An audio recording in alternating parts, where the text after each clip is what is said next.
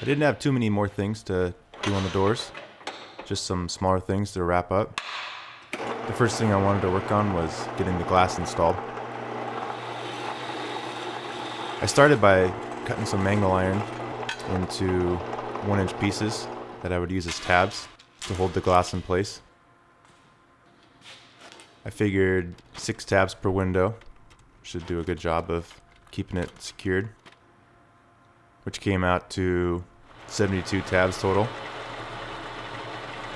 I set up a jig and drilled a hole in the bottom of the tab. That's the same size as the self-tapping screws I'm going to use.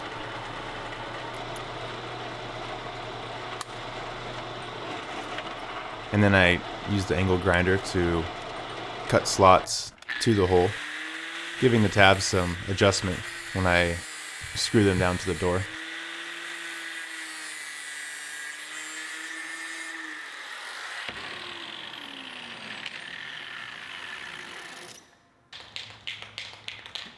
It took me a long time to make all these, but after I got them done, I gave them a coat of paint.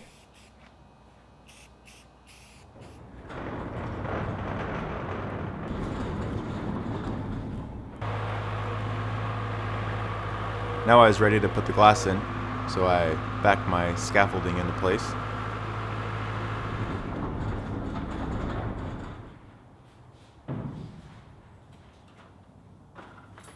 I'm super nervous working with glass. I prefer working with metal because metal and hammers go great together. Glass and hammers, they don't go together. I laid a bead of caulk all the way around the window that I was working on.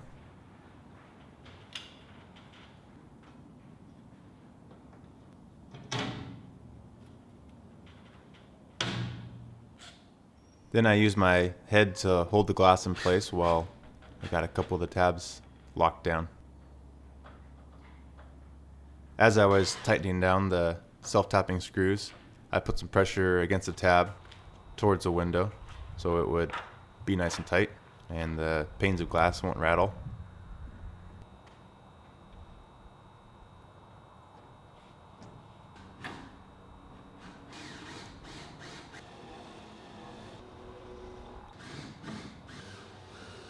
Felt pretty good about getting all the glass installed without breaking a single one.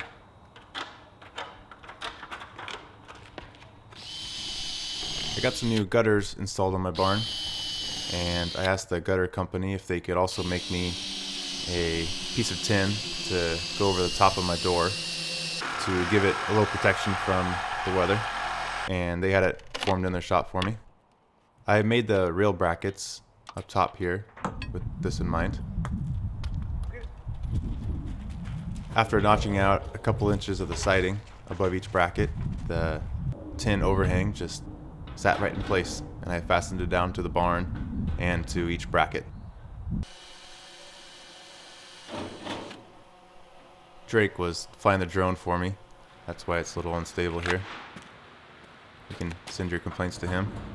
I saw this garage door threshold at the Home Depot, and I thought it would work really well for sealing up the gap between the two doors.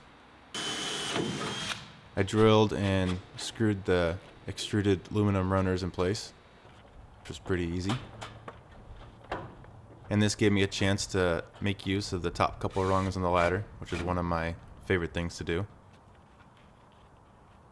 I tried feeding the rubber up from the bottom, but I quickly realized that it was going to be a lot easier if I did it from the top down.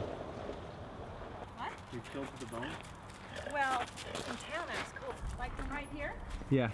And it was also going to be a lot easier if I had someone to help me pull down on it while I fed it in. So I gave my mom a call, and she was happy to stop by. I know you love your grandma, don't you? And she was happy to see her grand dog, of course. Boy. Drake, not now, Drake. More? That's good. Thank you. You're welcome.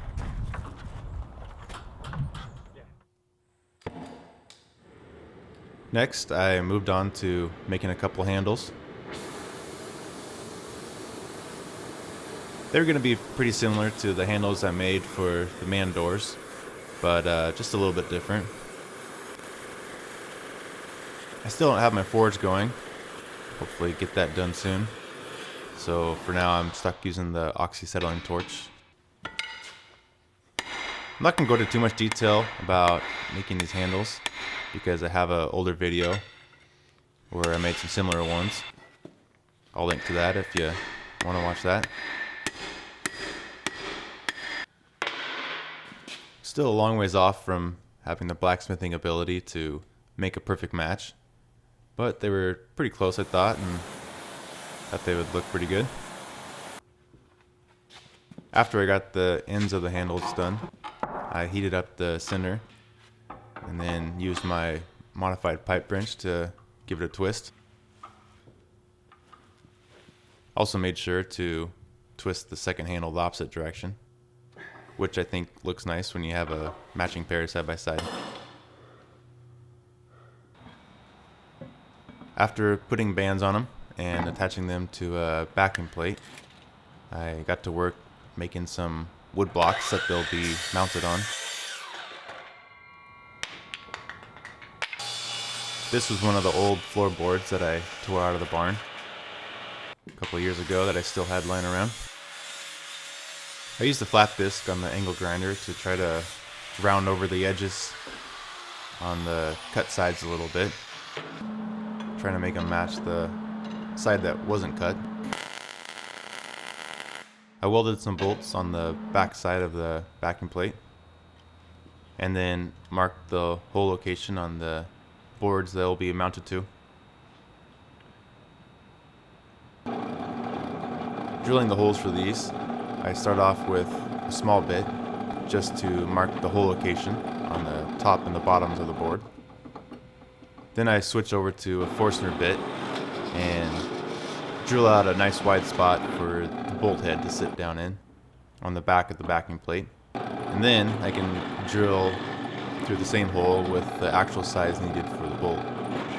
The wider Forstner bit works a lot better if you have just a tiny hole for the tip to stay in versus the wider hole where it just wants to wander all over the place while it's trying to drill, which is why I start off with the small bit. With a little persuasion from the hammer, the handles sat down flat on the board, and I tightened them down from the backside.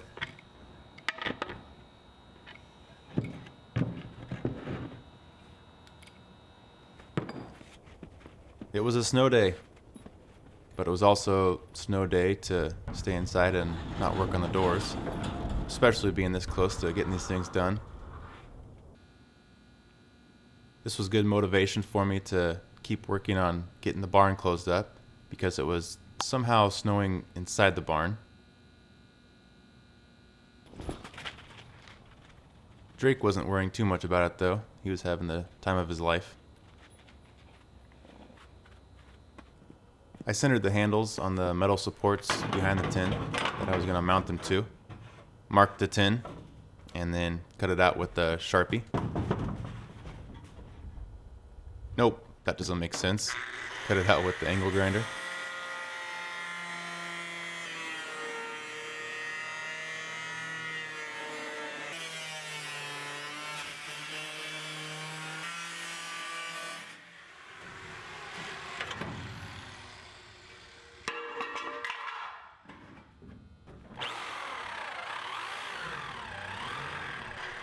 I drilled some 3/8 inch holes for the 3/8 inch lag screws I was gonna use to fasten the board to the metal supports. I was really nervous the lag screws would split the wood, so I pre-drilled them out, being careful not to screw through the front of them. And then I sunk the lag screws in. I could have just mounted the handles directly to the wood that's already on the door, but I really like the look of the handles floating in the middle of the tin.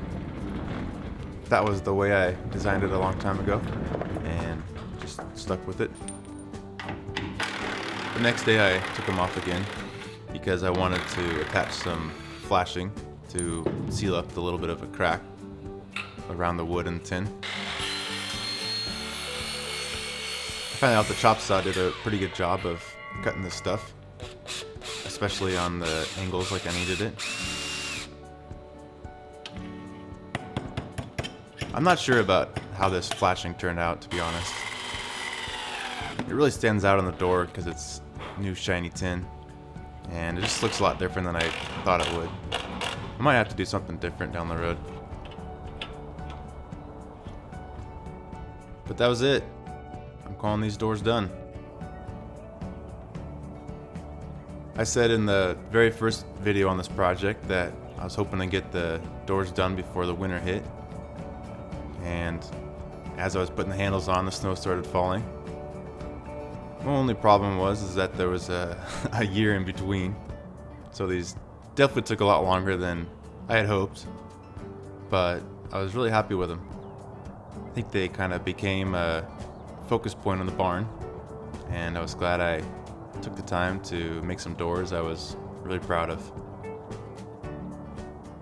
I wasn't going to stand around admiring them for too long though. In fact, I had already started the next project on the barn.